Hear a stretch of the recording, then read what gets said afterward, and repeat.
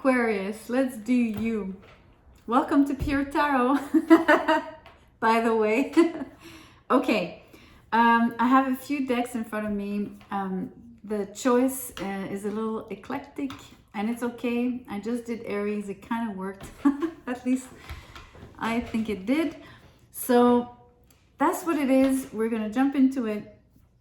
You will see what I mean by eclectic. Different cards with different feet, like different energies and different kinds of messages. So anyways, we'll start with the Forest Fae. These cute little cards with sort of magical messages. Okay, let's do this. Enough with the intro. Let's get down to business. All right, let's see. I'm hoping for pop out. There it is. Okay, I need my glasses.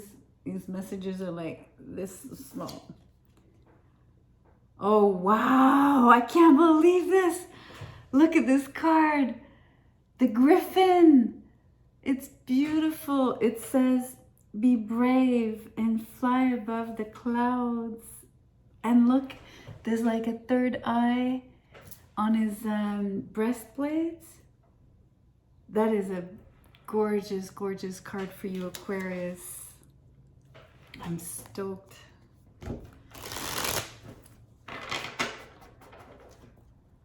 Wow. I'm gonna do something, okay, quickly. Oh, hold on.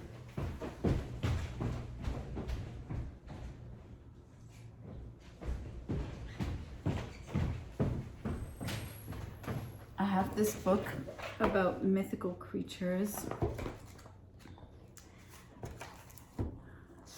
I mean, I kind of know the Griffin, but I'm just drawn to like looking into this a bit more for you.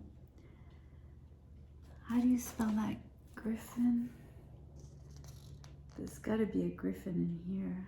Griffins in here. Okay, hold on. Bear with me. I'm sorry, I didn't plan this at all. And that's totally me when I don't plan things. Okay, so here we have something. Okay, so one of the best known legendary animals is the Griffin, a combination of eagle and lion. So like legal, did I just say legal? Oh, damn. Anyways, eagle. I was going with this is where I was going with this is the eagle is usually the points to Scorpio, right? And then the lion is Leo. Has been known in Mesopotamia and Egypt since 3300 BCE. Okay, so from the Griffin we derived the hippogriff, but the Griffin.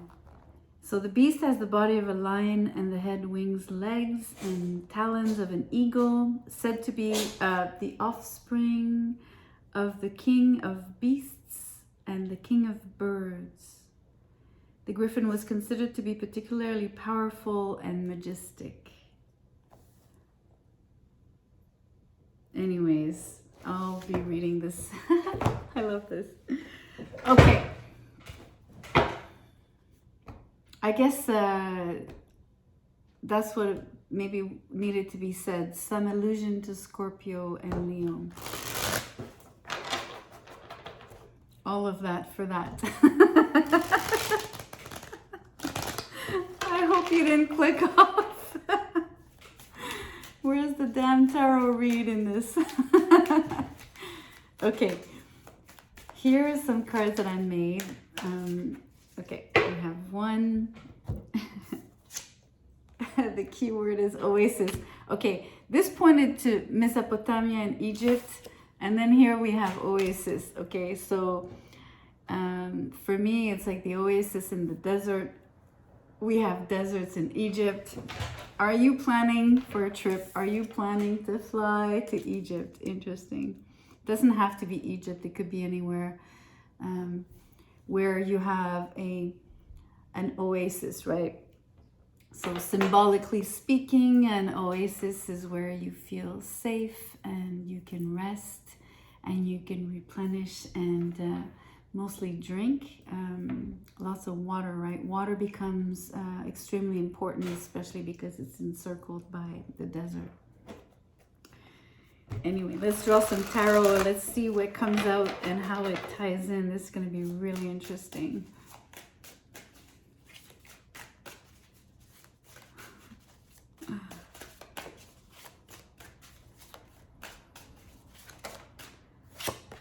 First card out, Eight of Wands. Nice. So definitely travels. Definitely. I mean, you're not all going to be traveling, Aquariuses, but, you know, you could be metaphoric. I can't say it now. Métaphoriquement. So traveling in your mind, right? In your dreams. In your lucid dreams, I want to say, you know, using visualization, could be just internally, but it could be through, obviously, vision boards, however you like to drift. You could want to put on music, but there's definitely a connection with images, right? And picturing where you want to go. So we could use say this more broadly about, you know, basically laying out, you know, what your future looks like for you, if you want to go that far. No matter scale you wish to apply this to, right?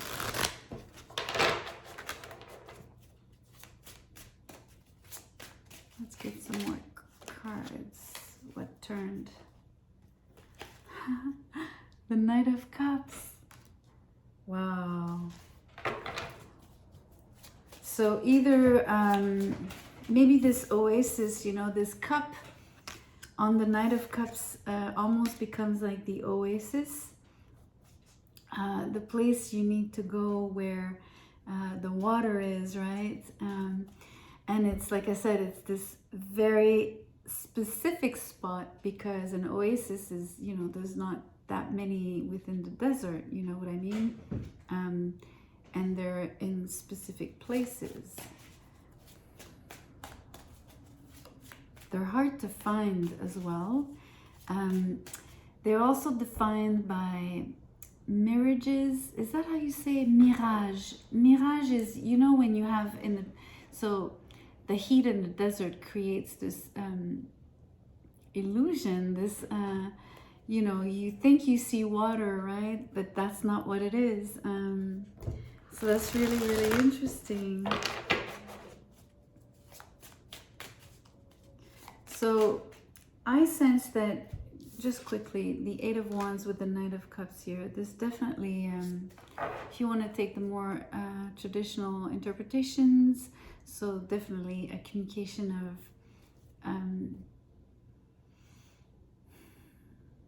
speaking up your love, speaking up your emotions, your intentions. Okay, a few came out. I'm gonna take them all. Little booklet here. Okay, let's see. Okay, I'm gonna put on my glasses. Okay, Page of Pentacles in reverse, the Tower, the Hierophant, the Nine of Wands, the King of Swords in reverse, sorry, the Knight of Swords in reverse, and the Six of Wands.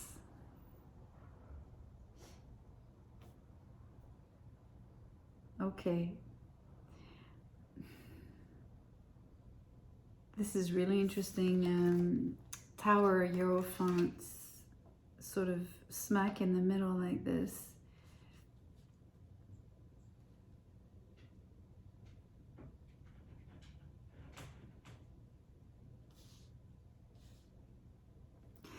So it comes through as a download because of the Hierophant. So the Tower is this sudden download where, especially this one, it's really strange. I don't know if you see this symbol up here. It almost looks like an eye that is looking down onto the tower. So it's really like this feeling, you know, and usually it's the lightning that strikes down onto the tower. So I'm really getting the idea of the download. And it's a spiritual download because of the Hierophant. So there's something that struck you. It might have been with the Page of Pentacles just preceding this. You know, I was describing the mirage and with the Oasis, you know, this sort of, you think you see the Oasis, but it's not the Oasis per se, right?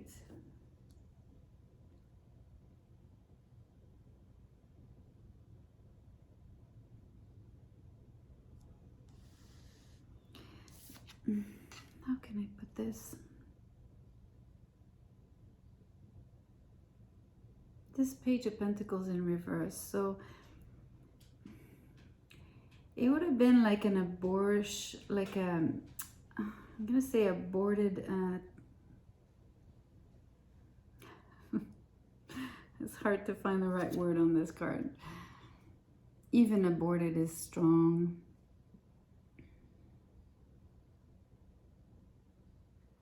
Okay, I know it's not the Five of Cups, but I want you to look at this gentleman, or maybe could be a young lady as well, right? There's no gender here. The way the position, right? The way they're looking at the pentacle, it almost feels, and because it's in reverse now, it almost feels like disappointment. So it's not the Five of Cups. Oh, you will have to wait until the reading is over to go outside. Sorry. It feels like disappointment. So maybe not an aborted project, but there's some kind of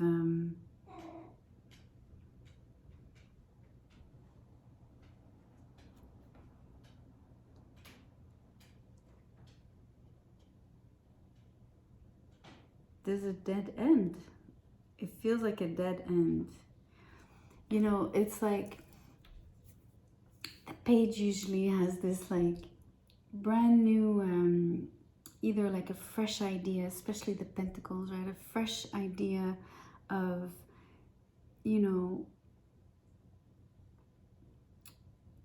it's not like necessarily the creation, like the fiery creation of the Page of Wands, like that spark. It's more like it has a little bit of a structure to it, right? So it's this idea that it's an idea because you've thought of the many different aspects of it, right? So there's a bit of a structure to it, like a skeleton behind it, like a skeleton being like a structure, not like a full-on human skeleton per se, you know what I'm saying? So it's more the collapse, that's the better word. There's no aborted, it's not like abort. It's more like a collapse, right, of this idea, of this project, or even this tiny little structure that was being built. So whether it was just the idea was still just in your mind, right? It could have been that you took action towards it. Either way, it crumbles with the tower. You get an epiphany, a spiritual one. It's really important to emphasize that for me, for you, that this is not just, oh, it's not working, or like there's something deeper here about what you've discovered or what you are realizing. It's very tiresome. It's very taxing here. I think even the download is taxing. Like it took a lot of energy out of you.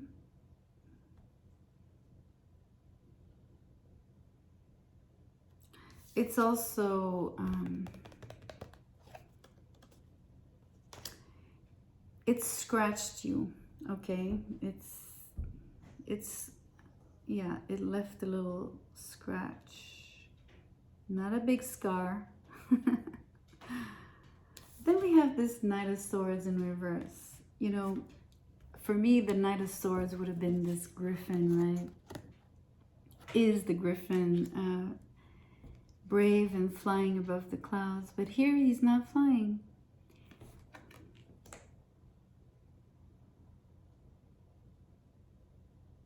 Temporarily, because what follows is the Six of Wands. So it's almost like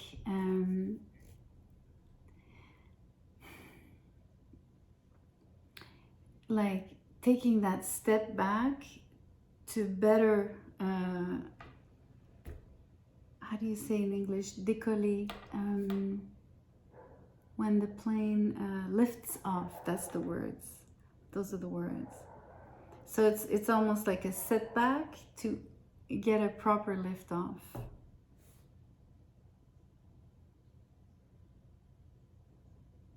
I want to show you something. You see these flowers? This is my thumbnail for this series. I have these, I don't know what they're called in English. In French, they're called boutons d'or. It means like, bouton is like a button, and d'or means made of gold. So golden, but like, anyways. So that's really interesting because I'm focusing on the word gold. There's a golden opportunity. There's a golden, and there's all this gold on these cards. It's beautiful. Like, it's very shimmery. It reminds me of the sun. You know, it has this quality, right? So happiness, warmth, love, unity, connectedness, also knowingness, peace, peacefulness, all of these attributes. So it's extremely positive, albeit this mirage, this maybe disillusionment, or I said disappointment, but it's also like a collapse and a scratch.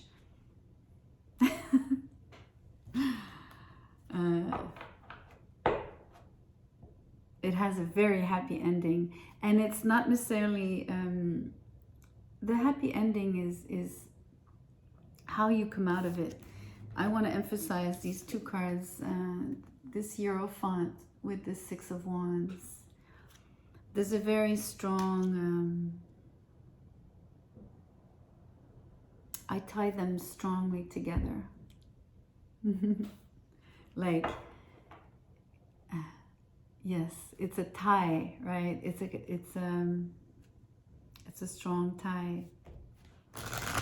So it doesn't have to be, okay, so obviously I'm describing this. Make it fit to how it applies to you, of course. And again, let me rephrase that. I don't want you to make it fit. If it resonates, apply it as it resonates for you. Don't try to make it fit. My bad. That's not how I intended to say this.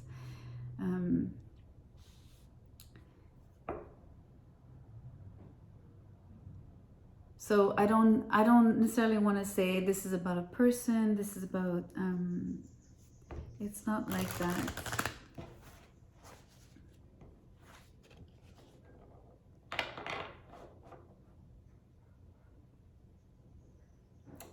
First and foremost, I feel like it's about you, okay? For starters. Because this download is personal to you. These are answers for you. It's deeply personal. That's what I want to say. And even more so because Six of Wands is a Leo card. Leo points to the sun. The sun is your essence. Everything points back to. So, you know.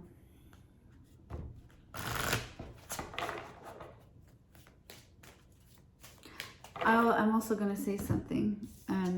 This sun So we were talking about Egypt. So a very hot country, the desert. I'm not associating the sun with the desert, on the contrary. But I am associating the oasis with the water from the Page of Cups right here. So I'm trying to say here that amidst, like, what I'm saying is a desert, I'm trying to say that the desert isn't sterile, okay? The desert is, you know, we're talking about the Scorpio. The scorpion lives in the desert, right? So there are plants that live in the desert. There's full of life in the desert. So I just want you to keep in mind that there's a lot of life. There's a lot of, so it's not something that is sterile, you know. And the water, this oasis, is like even more so full of life, like a womb, you know, like inside the desert.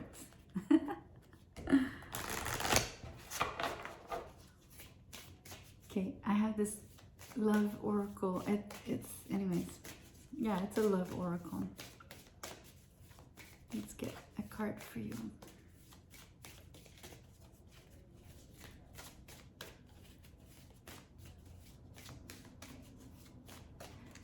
I can't think of, I was looking at the book that I pulled about the griffin. So I wish I remembered a legend that involves the griffin, but I don't, like, not on the spot now. But maybe it'd be worth looking at legends where you have stories with griffins. This one. Wow. Okay, that's interesting. Eros and Thanatos. Thanatos is the god of, I think he's the god of death. And Eros is the god of love. Let me see. I'm gonna read out of the book. This book is way too interesting and has a lot to say that is really worth sharing. Yeah, love and death. I'm gonna show you so you can actually screenshot and read it for yourself, right? If you want, because when I read it, I might destroy the text. Anyway, love and death. So seeing love, the 4 categories. Seeing love, the love story. Must all good things come to an end? Must we always dance this dance? Thanatos, death, is ultimately victorious. He claims Eros, the love of this world. Everything ultimately belongs to the angel of death. But when the love of this world is slain, is there an even greater force that remains? Beyond the mind, beyond the body, beyond all the love stories and the sounds, the spirit remains forever. The spirit, the sun. And our true love is found. I'm getting chills. This is amazing. These forces are not in opposition. They are one. We are one. Making love, action. Find forever in your love. You have your whole life ahead of you. I'm getting chills. This is amazing. Go forth and live it out. Achieve your quest. All along, was it just a return to boundless love? Being love, the meditation. Imagine Thanatos standing before you. Envision him consuming all you know. Does love still remain when earthly consciousness is lost? Is eternal love real? Those are, questions to meditate on. So proclaiming love, the affirmation, everything is love. I am love. Love is forever, beyond the shadow of time. Wow. Anyways, that's it. I'm going to end it here. I hope you liked it. I find it interesting. I really want to point out because this is Venus and Mars. You know, Thanatos, Mars being the ruler of Scorpio, Scorpio being death in the tarot, Eros being Venus. Anyways, however that resonates for you, right?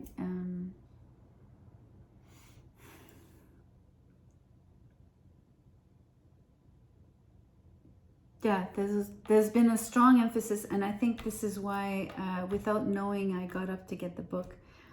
I'm really fascinated because there's a strong emphasis on Scorpio and Leo, although we're doing Aquarius, right? So, enough said. I hope you liked it. Please do the thumbs up, malala, the share, like, blah, blah, blah. I hate promoting this, but I have to. I want to get more views, and I love doing these readings for you. And I will see you on the next one. Take care.